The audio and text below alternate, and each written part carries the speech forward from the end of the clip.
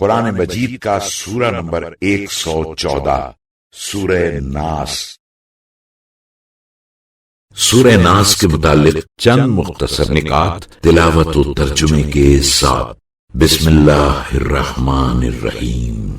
سورہ ناس موجودہ ترتیب کے لحاظ سے قرآن مجید کا سورہ نمبر 114 اور آخری سورہ ہے، جبکہ ترتیب نزول کے اعتبار سے سورہ نمبر 21 ہے۔ یہ سورہ مکہ مکرمہ میں نازل ہوا۔ اس سورے کا نام اس کی پہلی آیت کی مناسبت سے رکھا گیا ہے، اور ناس عربی میں لوگوں کو کہا جاتا ہے۔ اس سورے میں انسانی زندگی کے ایک عظیم خطرے کو بیان کیا گیا ہے، اور وہ ہے وسوسہ۔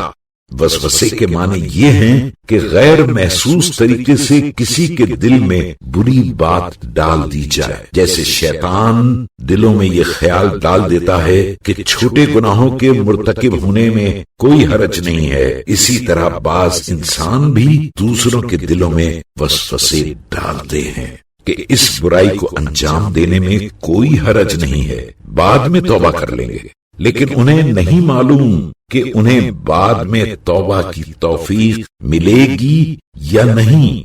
جو شخص رات کو اس سورے کی تلاوت کرے گا وہ وسوسوں اور جنوں سے محفوظ رہے گا۔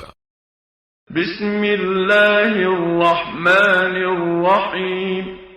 خدا کے نام سے شروع کرتا ہوں جو بڑا مہربان نہایت رحم والا ہے۔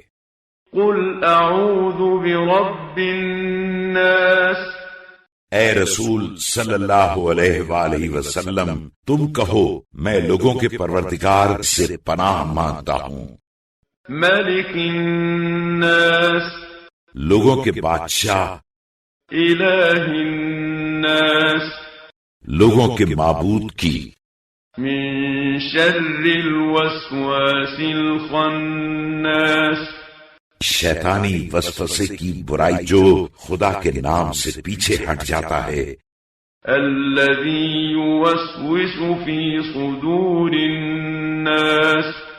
جو لوگوں کے دلوں میں وسوسہ ڈالا کرتا ہے۔